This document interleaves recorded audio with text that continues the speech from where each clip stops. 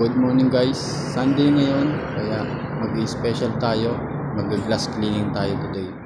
Nakaready na nga pala yung mga gagamitin natin guys sa paglilinis ng salamin. At ito, nalinis ko na yan, kitang kita nyo naman ang kintab, diba? Wala siya mga ali-alikabok or parang himol-mol sa salamin. Ito na lang po ang lilinisin natin ngayon.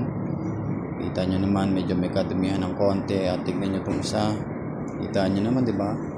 Para siyang tumatagos, kitang-kita yung mga naglalakad sa kabilang side. So tara, simulan na. Sa part na to guys, nakalimutan ko magsuot ng gloves sa right hand natin. Ayan, suot muna tayo para hindi tayo maanuhan ng chemical na ginagamit natin.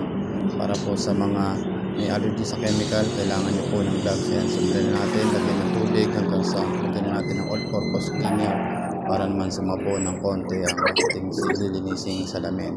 Ayan, tamang linis-linis lang tayo dito.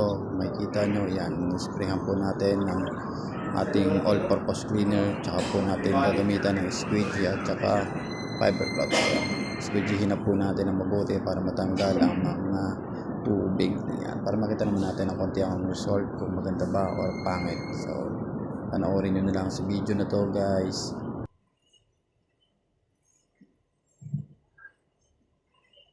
Oo nga pala guys, remind ko lang, huwag nyo pong kakalimutang punasan ng basahan ng pinaka-ledges ng surface na inyong lilinisan para po hindi po magkalat ang tubig. Tulad po ng ginawa natin, kung mapapansin nyo, pinunasan ko po yung pinakababa.